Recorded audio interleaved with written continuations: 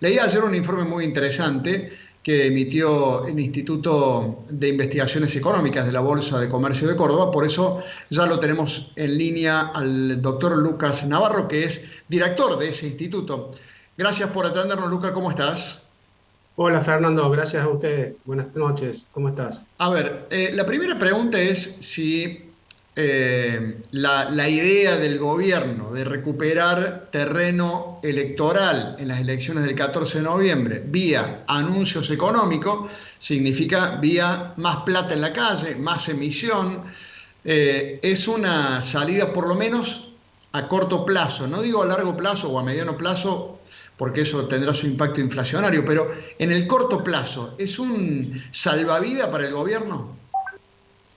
Yo diría que, en primer lugar, están haciendo una lectura errada del resultado de las PASO. O sea, están atribuyendo ese resultado desfavorable a esto que ellos llaman que no hubo suficiente dinero en el bolsillo de la gente. Entonces, en primer lugar, creo que hay que partir por ahí, de por qué se votó como se votó, y creo que se está ignorando desde el punto de vista del gobierno de que esto tiene mucho que ver con una crisis económica muy profunda, que va más allá de si el Estado te dio plata o no, sino que tiene que ver con que las perspectivas para generar ingresos de forma genuina, con trabajos eh, decentes, son muy débiles. Y después tenés todo el manejo de la parte sanitaria, que también ha dejado mucho que desear y que ha tenido un costo gravísimo para la sociedad, inconmensurable, no solamente en términos de los efectos en salud, sino también en términos de que tuviste que cerrar, decidieron cerrar escuelas, no tuviste, decidieron cerrar escuelas, hubo restricción de actividades económicas muy fuertes que pusieron a ciertos sectores como gastronomía, hotelería, sectores de servicio, todo lo vinculado a actividades artísticas, espectáculos, lo pusieron en jaque, básicamente. Entonces, creo que se está ignorando eso, pero dejemos de lado eso y vamos al punto. Bueno, Sí. con ese diagnóstico errado decidieron ir por más gasto para tratar de reactivar la economía y para un poco entender lo que quieren. Con esa reactivación de la economía se supone que eso va a cambiar el humor de los votantes, entonces que algunos votantes que no se presentaron a votar, ahora los van a votar, y otros que los votaron en contra, que van a votar a favor, porque esa es la hipótesis que maneja el gobierno, en definitiva. Poniendo esta inyección de dinero, se supone que algunas personas van a tener un incremento en bienestar en estos meses, y eso les llevaría a hacer cambiar de decisión, apoyar el gobierno en las urnas, y eso les ayudaría a revertir el resultado. Creo que también vale hacer mención a otro tema, o sea, distingamos diputados de senadores. En senadores se votaron en 8 provincias, de las cuales los resultados parecen irreversibles. Hay 2 donde ganó el oficialismo, 6 donde ganó la oposición, pero los márgenes de diferencia son enormes. Entonces, partimos por ahí. Es muy difícil cambiar los números en Senado. En diputados sí, ahí tenés en todas las provincias, y ahí en algunas provincias se ven diferencias más estrechas que en otras, y creo que acá la principal va a ser Buenos Aires, ¿no es cierto? Ahí tuviste menos de 4 puntos de diferencia, y creo que ahí van a estar puestos todos los datos de estas políticas que se están anunciando. Ahora vamos a los anuncios políticos. Estamos hablando de un piso de unos 450.000 millones de pesos, ¿sí? De incremento del gasto destinado a este fin electoral, básicamente, digámoslo. Ese es el piso. Nosotros pensamos que va a estar en torno a los 550, más acariciando los 600.000 millones de pesos, que se van a volcar en estos meses.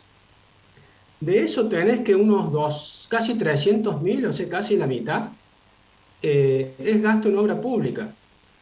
Con lo cual, tampoco es que eso vaya directamente al bolsillo de la gente.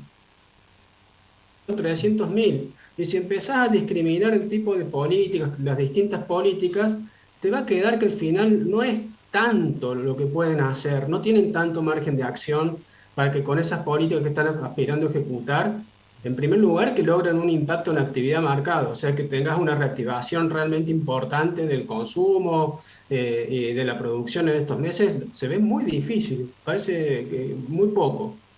Y en segundo lugar, entonces, por eso se ve difícil que con eso logren el objetivo que tienen. Y después tenés todo que estás haciendo un esfuerzo grande, son 600.000 millones de pesos, pero que después te pasan la factura con un montón de problemas macroeconómicos de fondo. Principalmente es que el principal problema es que la mayor parte de este incremento de gasto va a ser financiado con emisión monetaria. Entonces sabemos que cuando eso ocurre, lo que pasa en un par de meses es que te aumenta la inflación. Lo que puede pasar en estos meses nomás es que tengas más presión sobre el dólar. Entonces eso va a llevar nuevamente al gobierno a tratar de utilizar estas herramientas que ya viene utilizando, herramientas ya conocidas, que es restringir más las importaciones porque se están cayendo las reservas, poner más trabas al acceso de dólares en el mercado cambiario, o sea, profundizar el cepo. Básicamente un poco más de lo mismo para evitar que se profundice el drenaje de reservas. Vos ves Entiendo. que en las tres Lucas, primeras semanas de septiembre ya perdieron 700 millones de dólares por básicamente vendiendo dólares para tratar de contenerlo. Ves también que las importaciones están cada vez más restringidas y tener sectores muy importantes que ya empiezan a tener faltantes de insumos importados.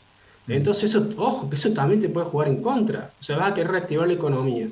Y por otro lado, no les vas a permitir a ciertos sectores que usan insumos importados poder producir porque no van a tener acceso a los insumos. Entonces, es como, estamos como en un tema, en un círculo vicioso en donde estamos entrampados y no es fácil salir y menos, por lo tanto, con esta estrategia de imprimir dinero y tratar de que con eso pensar que la economía va a reaccionar. complicado, sí. Una pregunta más que te quiero hacer es respecto a si crees que todos estos anuncios, aunque me estás diciendo no van a significar plata directa en el bolsillo, sino, bueno, como decís, obra pública, que no significa plata en el bolsillo de la gente. Pero en definitiva, ¿ves que todos estos anuncios pueden, aunque sea, lograr un veranito, una ilusión como que está un poquito mejor la cosa? Eso que los economistas llaman veranito, que no es la solución de los grandes problemas que tenemos, aunque sea, ¿le servirá para eso al gobierno o no? Yo creo que esa es la apuesta. La apuesta es lograr lo que los economistas también llaman ilusión monetaria. Eso de pensar Claro. que porque imprimieron papelitos y te los pasaron, que esos papelitos la gente perciba que es sinónimo de más riqueza, cuando en la realidad nosotros seguimos produciendo lo mismo. Entonces Mm, creo que la apuesta va por ese lado y va a tener que estar, digamos, enfocada en esos papelitos que signifiquen realmente que la gente sienta que está teniendo más ingresos y que con esos ingresos salga a consumir más, adquiera más bienes. mm. Es la pregunta, yo diría, es difícil de responder. Lo que sí podemos nosotros advertir es que el estímulo inicial, si digamos, no es tan grande, o no es como para pensar que eso te puede generar semejantes cambios, digamos, de una magnitud que te hagan pensar de que la cosa está mejor para los beneficiados de esas transferencias, básicamente. Bien. La otra consulta, Lucas, es si, porque antes de entrevistarte a vos, hicimos una nota con Néstor Pitrola, del Polo Obrero de la Izquierda, y él, en la primera frase de su primera respuesta, dice: todos estos anuncios son una aspirina electoral. Y me parece que hay coincidencia en que son una aspirina, donde el gobierno lo que busca es tratar de bajar la fiebre con esa aspirina, pero no se ve todavía un plan económico de fondo que supere la aspirina, la mera aspirina para zafar. ¿Crees que al gobierno le está haciendo falta ese plan, que en algún momento deberá aparecer ese plan?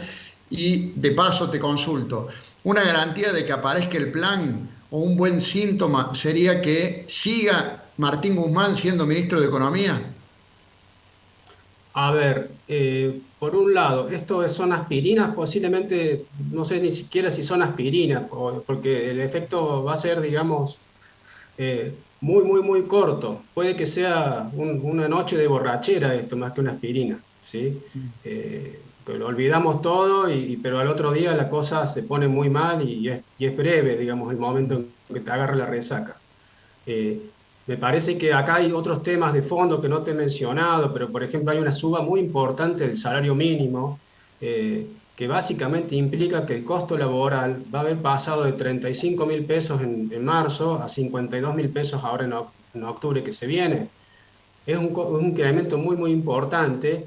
El salario mínimo afecta más del 70% de, digamos, de las empresas pymes, o sea, el 70% de los beneficiarios del salario mínimo, de quienes reciben el salario mínimo, trabajan en empresas de hasta 40 empleados. La incidencia del salario mínimo es más fuerte en los sectores que más ha estado golpeado por la crisis, como gastronomía, hotelería, algunos servicios. Entonces, Mm. ya estás poniendo en problemas a ciertos sectores. Eso por un lado. Entonces, eh, creo que lo que está pasando, y pensando en tu pregunta, ¿hace falta un plan? Lo que está pasando es que las condiciones iniciales de cara a ese plan que necesitamos para cambiar de rumbo las cosas son cada vez más desfavorables. O sea, el punto de partida, la situación inicial con la cual vamos algún día, por las buenas o por las malas, comenzar a tratar de arreglar esto, se están tornando cada vez peores y con estos anuncios de ahora, eso se está haciendo más difícil. Eso por un lado. Y por otro, yendo a tu pregunta de Guzmán, yo creo que Guzmán es un actor clave en lo que es la negociación con el Fondo Monetario, que tiene todo que ver con todo, ¿no es cierto? La negociación con el fondo pasa en gran parte por Guzmán. También tiene mucho que ver la negociación con el fondo con el resultado electoral, porque el acuerdo nuevo con el fondo va a pasar por el Congreso. Entonces, en la medida que haya un Congreso mucho más balanceado, ese acuerdo también va a tener, digamos, creo que va a ser distinto al acuerdo que surgiría si no hubiera este balance que estamos esperando que ocurra en el Congreso. ¿Por qué digo esto? Porque quien tenga que hacerse cargo de los compromisos asumidos con el fondo en este acuerdo que en principio vamos a tener en 2022, va a ser mayoritariamente el gobierno que siga este. Claro. Ese va a ser el que va a tener que hacer las reformas más importantes. Entonces creo que en este contexto creo que la figura de Guzmán pasa a ser importante. Bien. Y resultaría extraño que termine renunciando o lo hagan renunciar en este contexto. Quizás sería digamos, todo, tirar el mantel, digamos, básicamente si a Guzmán lo bajan, digamos, del gobierno. Bien, interesante escucharte. Lucas, agradezco tu tiempo con nosotros. Te mando un saludo y hasta la próxima, ¿eh? Un saludo y muchas gracias a ti, Fernando. Hasta la próxima.